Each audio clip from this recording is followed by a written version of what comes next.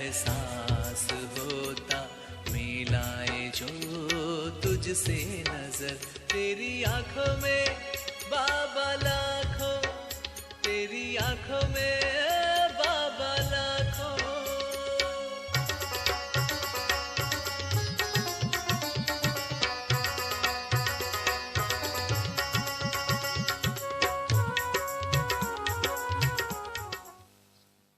ओम शांति, ओम शांति। आज की तारीख है 27/11/11।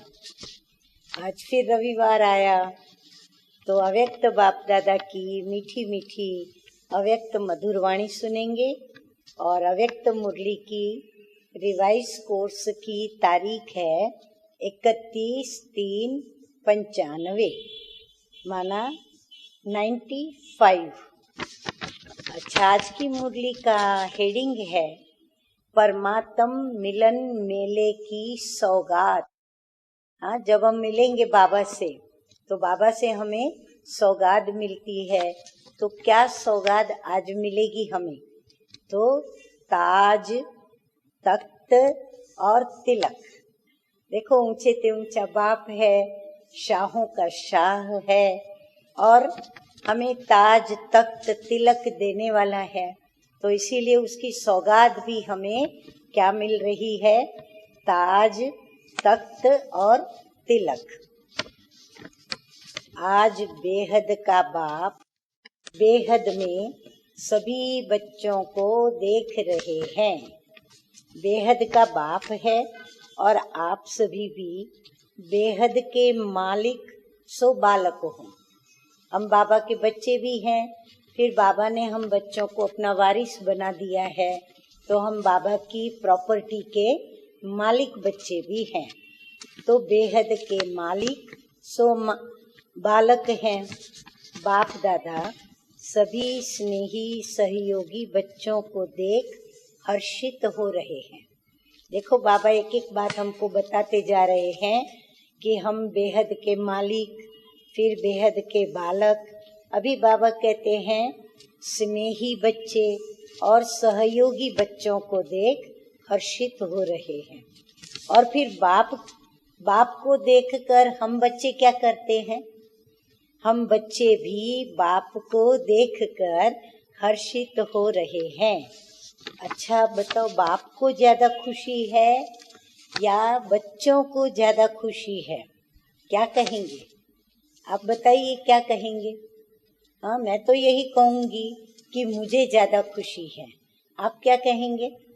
अच्छा, तो आप भी कहते हो कि आपको ज्यादा खुशी है।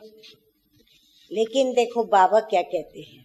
बाबा कहते हैं कि दोनों को ज्यादा खुशी है। इसको कहा जाता है परमात्म मिलन मेला। मेले तो बहुत होते ही हैं, लेकिन परमात्म मिलन मेला एक ही संगम युग पर होता है। सारे कल्प में तो हो ही नहीं सकता। एक ही बार कल्प में संगम युग पर होता है, सब युगों में तो हो नहीं सकता। अब हो रहा है, हाँ, क्योंकि अभी संगम है तो हो रहा है और होगा।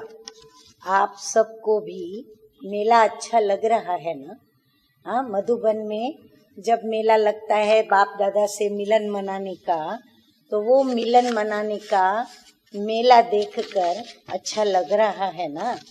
बाप दादा तो बच्चों के भाग्य को देख हर्षित होते हैं। हाँ, अब बाबा कहते हैं सबसे ज्यादा भाग्यशाली बच्चे कौन है? हम हैं। तो भाग्य को देख बाप दादा हर्षित होते हैं और दिल में गीत गाते हैं, वाह बच्चे वाह। हाँ, फिर और एक बात बताई बाबा ने कि आप बच्चों का गीत कौन गाता है?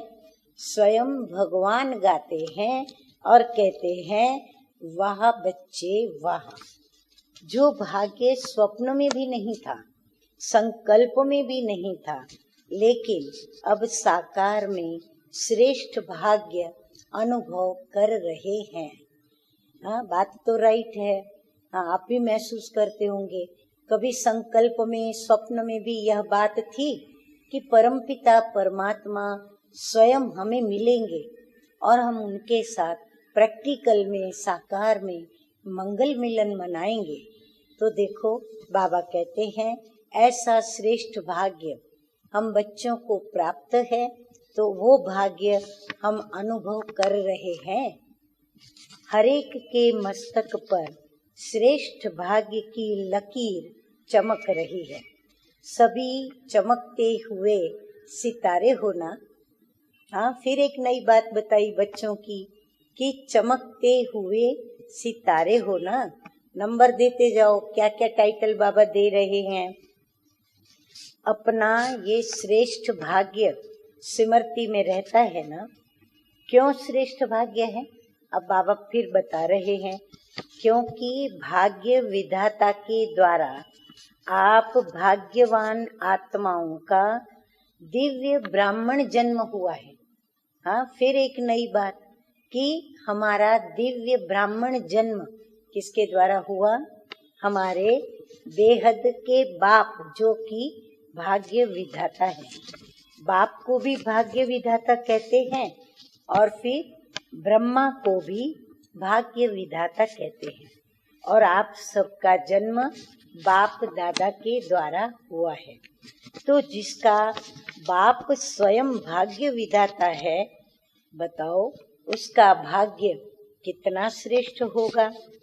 परमात्म मिलन मना रहे हो ना।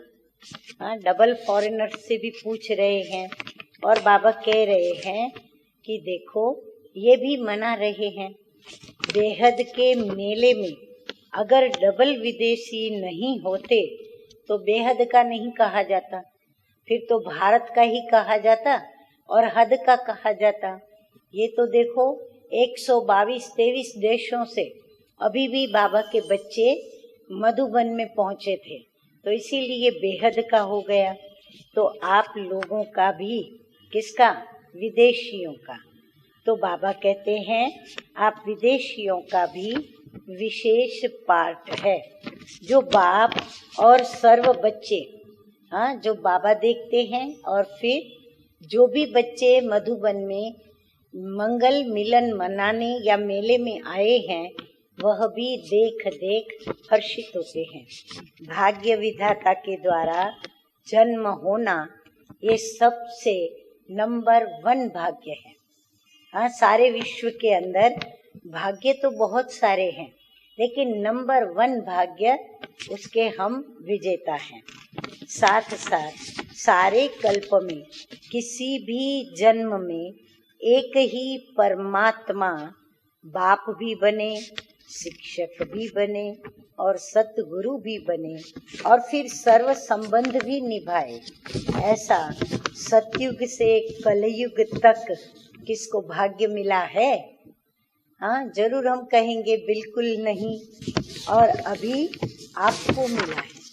हाँ, हम गर्व से कहेंगे, गौरव से कहेंगे कि ये भाग्य किसको मिला है, ये भाग्य हमको मिला है।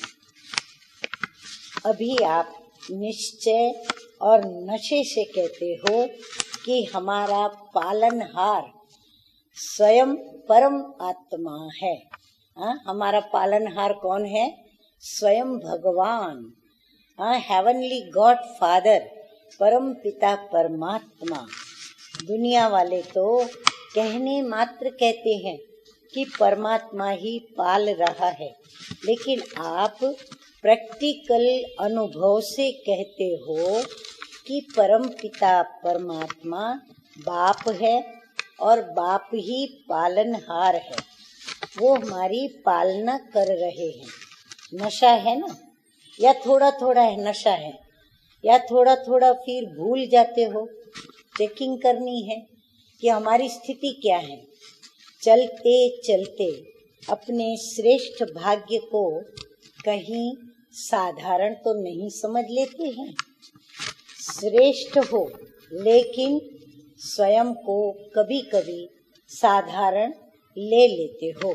इसलिए जो नशा और खुशी की झलक सदा होनी चाहिए वो नहीं रहती। हाँ, ये तो हकीकत है। हम बच्चे ये नशा बीच बीच में भूल जाते हैं तो उतर जाता है। वरदान है आज का, सदा उमंग और उत्साह में रहकर चढ़ती कला का अनुभव करने वाले महावीर भव। महावीर बच्चे हर सेकंड, हर संकल्प में चढ़ती कला का अनुभव करते हैं। हाँ, अभी बाबा उनकी निशानियां बताते हैं कि महावीर बच्चे की धारणा क्या क्या होती है। तो एक है हर सेकंड, हर संकल्प में वो चढ़ती कला का अनुभव करते हैं। दूसरा फिर बाबा कहते हैं उनकी चढ़ती कला सर्व के प्रति भला। कहते हैं ना, तेरे भाणे सर्व का भला। तो उनकी चढ़ती कला सर्व के प्रति भला अर्थात कल्याण करने के निमित्त बना देती है। फिर चौथा, उन्हें रुकने व थकने की अनुभूति नहीं होती। वो पुरुषार्थ करते हैं, मेहनत करते हैं, सेवा करते हैं, गुण धारण करते हैं, कमजोरियों को मिटाते हैं, कमियां निकालते हैं।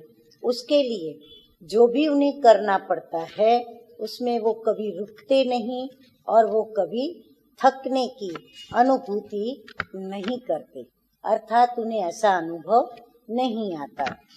वे सदा अथक, सदा उमंग और उत्साह में रहने वाले होते हैं। नंबर 5, रुकने वाले को क्या कहा जाएगा?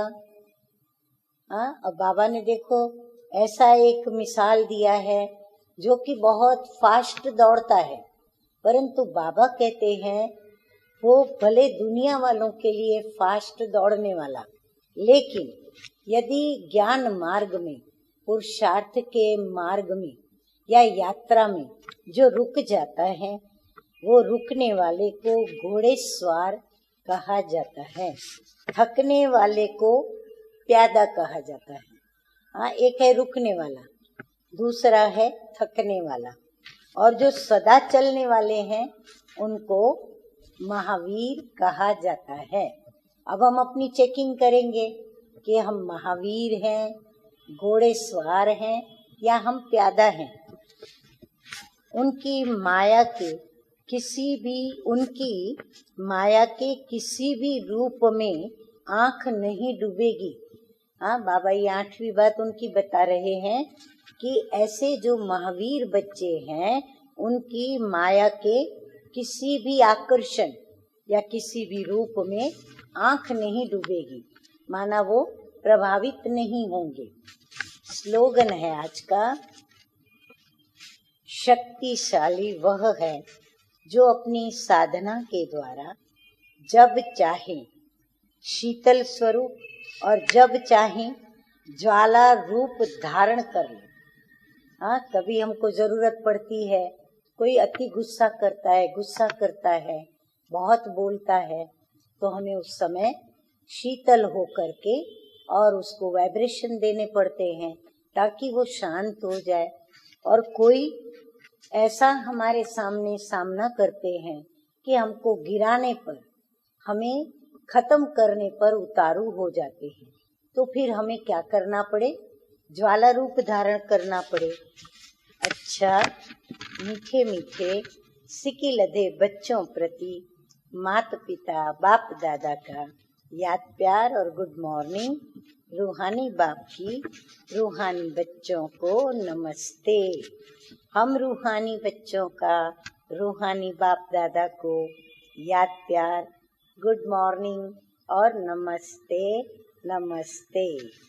ओम शांति, ओम शांति।